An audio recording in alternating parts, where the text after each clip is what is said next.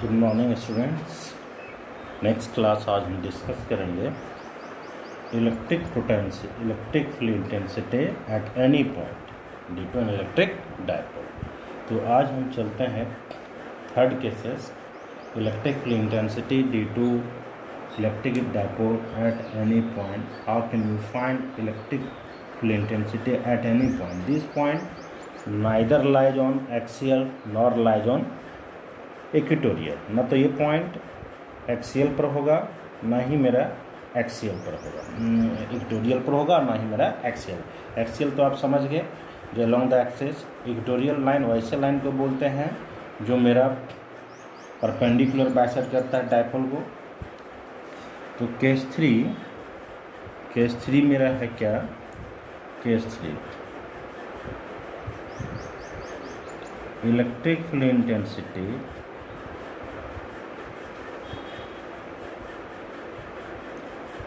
Electric field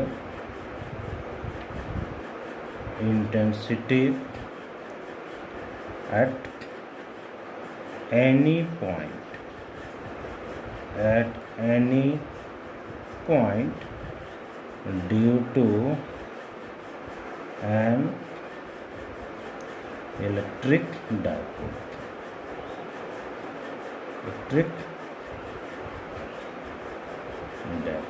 electric dipole के कारण किसी भी पॉइंट पर हमको निकालना है। तो सबसे पहले हम लोग क्या करते हैं, एक इलेक्ट्रिक डायपोल लिया। इलेक्ट्रिक डायपोल का length very small, suppose that point A B, this is the dipole centre. ये मेरा डायपोल सेंटर, ये लेंथ एल है भाई, ये भी मेरा लेंथ क्या है? एल है। ये पॉइंट है। जब भी डिस्टेंस लेंगे हम लोग डायपोल सेंटर्स लेंगे। यहाँ माइनस क्यू चार्ज, यहाँ प्लस क्यू चार्ज। ये माइनस से प्लस की ओर डायपोल मोमेंट का डायरेक्शन होगा, दैट इज पी का डायरेक्शन आपका ये होगा। ठीक है। अब हम लोग क्या करते हैं, यहाँ से एक एनी पॉइंट लेते हैं। ये पॉइंट ना एक्सियल पर होगा ना इक्वेटोरियल, ये एनी पॉइंट हो गया मेरा। इस P पॉइंट पर हमको electric dipole electric field intensity निकालना है। तो कैसे निकालें? सपोज दैट डिस्टेंस हम लोग मैंने क्या लिया? R लिया, OPR। यहाँ पर हमको electric field intensity find out करना है। ठीक है। अब देखिए भाई, ये डिस्टेंस है, पोजीशन वेक्टर है, ये डायपोल, ये दोनों के बीच का मेरा कोई एंगल भी होगा। सपोज दैट मेरा ये एंगल थीटा हो गया। जब ये थीटा हो गया, अब इसको हम लोग क्या करते हैं, इस P को दो पार्ट में रिजॉल्व कर सकते हैं। Along the P dipole moment vector quantity है, इसको दो कंपोनेंट में लोग रिजॉल्व करेंगे। एक कंपोनेंट आपका ये आ गया, दूसरा कंपोनेंट ये हो गया। तो ये जो P का ये कंपोनेंट होगा वो आपका होगा P साइन थीटा, और ये इस डायरेक्शन होगा तो P कॉस थीटा। क्लियर? अब P cos थीटा के कारण डायरेक्शन ये हो गया, इसके डायरेक्शन इसके पैरेलल हम लोग ये ड्रॉ कर दिए। तो एक इलेक्ट्रिक इंटेंसिटी आपका इधर E1 मान लिए, ये हम लोग मान लिए E2, ये दोनों का इसका रिजल्टेंट आपका हो गया ये E हो गया। अब ये हमको फाइंड आउट करना। अब ध्यान देना है कि E1 और E2 किधर लाइज करा है, इक्वेटोरियल पर लाइज करा है और एक्सियल पर लाइज। सबसे पहले क्या लिखते हैं, consider N electric dipole.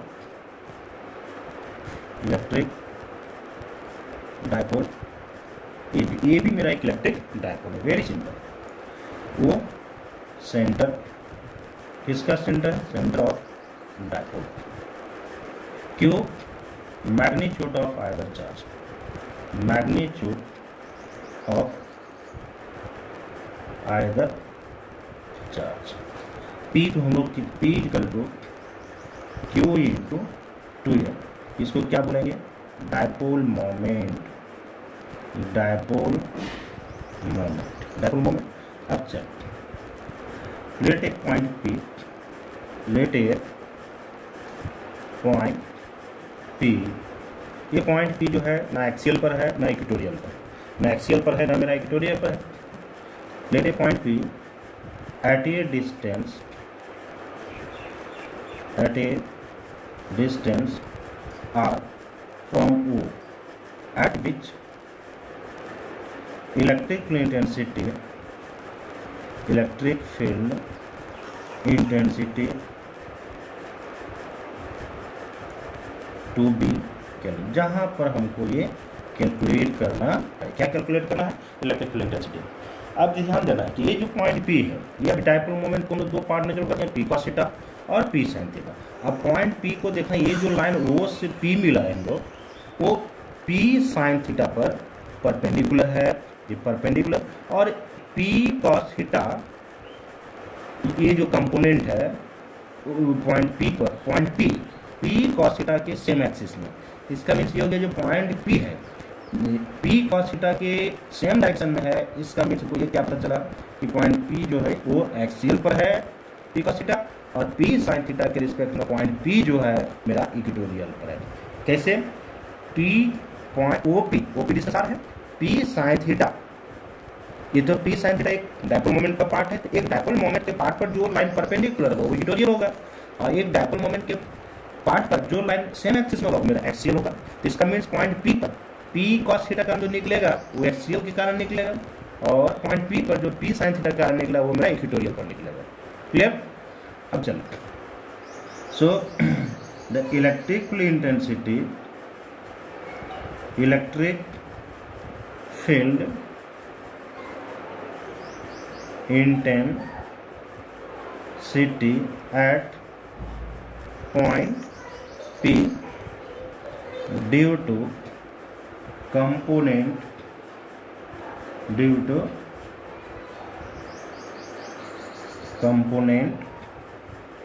P cos theta, P cos के कारण हमको ये निकालना है। तो लिखेंगे since point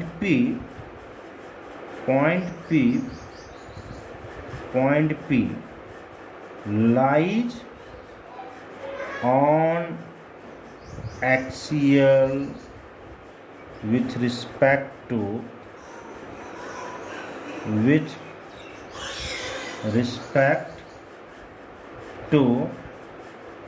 P cos theta. देखिए P cos थीटा का डायरेक्शन ये, OP का डिस्टेंस का डायरेक्शन ये, दोनों सेम एक्सिस में है, तो ये आपका क्या हो गया? Axial. So electric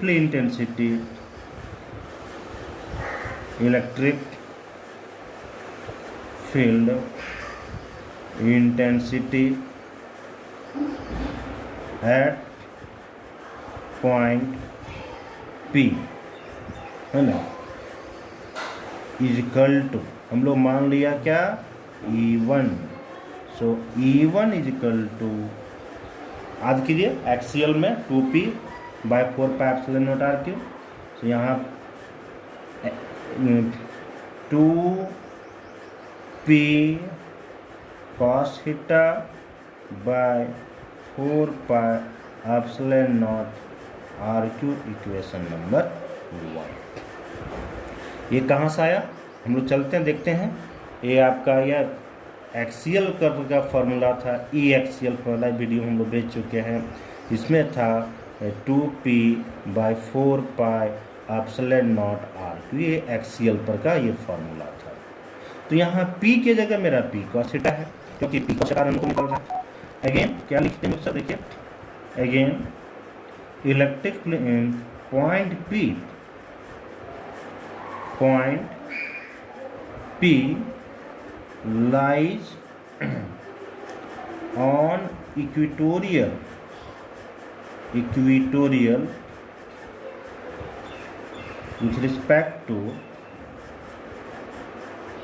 with respect to P sin theta. P sin theta के कारण ये इसलिए लाइज कर रहा है इक्वेटोरियल पर, क्योंकि ये P sin थीटा पर वो OP लाइन जो है सो परपेंडिकुलर है और सेंटर से पास कर, परपेंडिकुलर है साथ साथ सेंटर से पास कर। So electric field intensity at point P due to component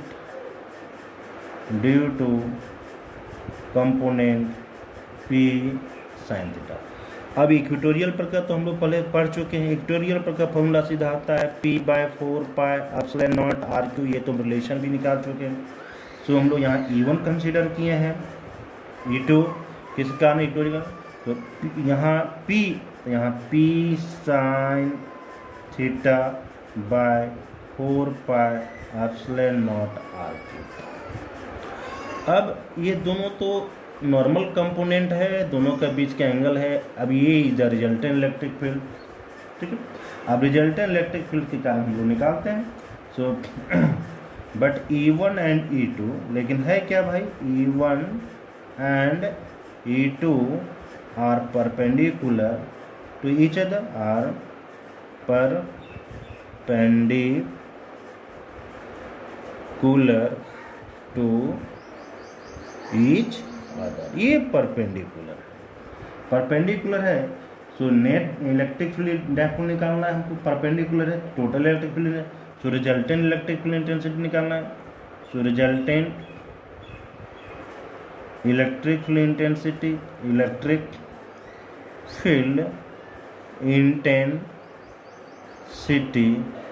eight point, किस पॉइंट पर, एट पॉइंट P पर। सो E इक्वल टू, ये दोनों general formula, E1 square plus E2 square plus 2E1 into E2 into cos 90 कहाँ से आया, दोनों का बीच के एंगल 90 डिग्री, ये perpendicular, cos 90 value 0। So under root E1 का स्क्वायर प्लस E2 का स्क्वायर। अब हम यहाँ हम लोग क्या करेंगे, E1 E2 का वैल्यू रख लेंगे।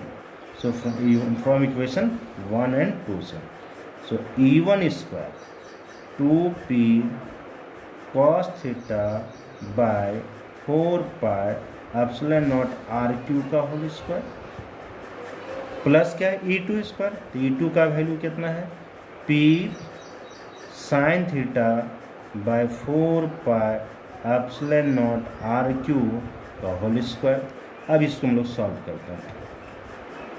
उसके अंडर रूट, अब ये क्या मिलेगा, 2p का स्क्वायर मतलब 4p स्क्वायर, यहाँ क्या लिखते हैं cos square theta by 4πε0 r³ का whole square, again plus p square sin square theta by 4πε0 r³ का स्क्वायर। क्लियर। अब हम लोग इसको क्या करते हैं, इसको सॉल्व करेंगे, वेरी सिंपल, इसमें कोई हमको ज़्यादा लफड़ा नहीं है। अब ये मेरा क्या है, resultant electric field intensity. So E equal to, अब यहाँ कॉमन क्या आ जाएगा, देखिए कॉमन चला जाएगा मेरा, कॉमन क्या जाएगा, p स्क्वायर बाय 4πε0 r³ का होल स्क्वायर, ये कॉमन चला गया। तो अब बचा कहाँ है, ब्रैकेट में मेरा क्या बचा, सिंपल सा बच गया। देखिए भाई यहाँ हम लोग क्या बचे, 4 cos square theta plus sin square theta, तो यहाँ बच गया 4 cos square theta plus sin square theta. अब इसका p स्क्वायर, p में स्क्वायर है, 4πε0 r³ में स्क्वायर, ये बाहर निकल जाएगा। सो E इक्वल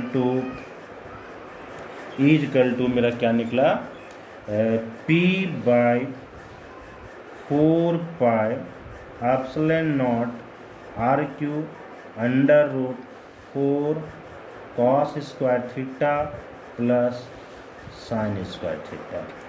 और now E equal to p by, this is the small p, 4πε0 r³। अब इसको हम लोग क्या लिख सकते हैं, 4 को 3 cos square theta plus cos square theta plus sin square theta. अब cos square theta plus sin square theta equal to 1। So E equal to क्या हो गया मेरा, p by 4 pi epsilon naught under root 3 cos square theta plus 1। ये निकल गया मेरा resultant electric intensity at any point. अब इससे हम लोग एक्सियल और इक्वेटोरियल पर भी हम लोग फाइंड आउट कर सकते हैं। अब जब इलेक्ट्रिक इंटेंसिटी है तो इसका तुमको डायरेक्शन निकालना पड़ेगा। डायरेक्शन क्या होगा, है ना, क्योंकि वेक्टर क्वांटिटी है तो डायरेक्शन हम निकालते हैं। देखिए सर क्या होता है, direction of E, direction of E figure से हम देखते हैं क्या मिलता है हमको सर। ये जो पॉइंट था ये E1 था और ये जो पॉइंट था मेरा E2 और ये दोनों का बीच के एंगल ये 90 डिग्री। ये मेरा सर आपका resultant electric intensity principal. Suppose that ये एंगल मेरा अल्फा बनाया तो वेक्टर रूल से निकालेंगे, है ना। Let suppose that E make an angle, make an angle alpha with E1। तो याद कीजिए vector rules of addition, parallelogram law, या तो टेन अल्फा से इन लोग डायरेक्शन निकालते हैं। तो यहाँ टेन अल्फा से क्या होगा, इसको सपोज दैट यदि हम लोग यहाँ मिला दें और ये यहाँ पर मिला दें, ये पॉइंट P लिए थे और यहाँ कुछ भी पॉइंट ले लिए आप, यहाँ हम लोग R लेते हैं और और यहाँ P ले लिए, यहाँ पर Q लिए, तो tan alpha equal to P by B, that is PR by इसको हम लोग P ले लिए, यहाँ भी P, इसको हम लोग सपोज दैट A मान लें, AR बाय PA। तो AR किसके बराबर हो गया, E2 के बराबर, ये पैरेलल है। So therefore E2 by E1। अब E2 का मान कितना है sir, P sine theta by 4 pi epsilon naught RQ divided by E1 का मान कितना है, P 2P cos theta by 4 pi epsilon naught RQ। अभी मेरा कैंसिल आउट हो गया तो क्या बचा, tan alpha equal to P sine theta by 2P cos theta, this is cancel out PP, सो 1/2 tan theta. Clear. So tan alpha equal to मेरा निकल गया, tan alpha equal to 1/2 into tan theta. Theta तो पता है आपको, angle है ना, position vector R dipole moment को, और अल्फा equal to we can write it tan inverse 1/2 into tan theta. ये निकल गया। अब यहाँ से मेरा केसेस डील कर सकते हैं कि if theta equal to case one theta equal to 0, theta 0 कब होगा, जब P, थीटा मेरा 0 कब होगा, जब P और R का बीच का एंगल या तो दोनों सेम डायरेक्शन होगा। Theta equal to 0, then E equal to जो होगा सो E एक्सियल हो जाएगा, क्योंकि भाई फिगर में क्या है, ये थीटा 0 कब होगा, जब ये 0 कब होगा, ये जब लाइट इसी पर लाइज करेगा। इसलिए हम लोग क्या करेंगे, so E then cos 0 equal to आपका 1 आ गया, so E axial equal to आपका आ गया 2P cos 0 बाय 4 pi epsilon naught RQ। cos 0 value 1, so 2P 4 pi epsilon naught RQ। Again if theta equal to 90 degree, तो E equal to आपका क्या होगा सर, इक्वेटोरियल, जो कि इक्वेटोरियल पर हो जाएगा, तो आपका उसमें रिजल्टेंट E इक्वल टू आपका क्या आ गया, ये E इक्वल टू, अब इक्वेटोरियल पर चलते हैं हम लोग, again P by 4 pi epsilon naught, P by epsilon naught, again under root 3 cos square 90 degree plus 1, तो प्लस 1, तो आपका क्या आ गया sir, E equal to P by 4 pi epsilon naught. Cos 90 0, 0 plus 1 is equal to P by 4 pi epsilon under root 0 plus 1 बराबर, this will be 0. So 0 plus 1 is equal to 1, 1 into P is equal to P, so P is equal to 4 pi epsilon naught R Q. This is the required expression.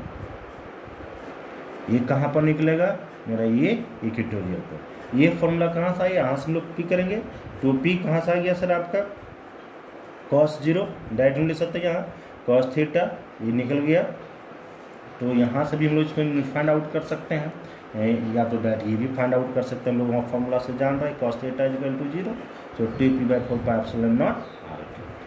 Clear.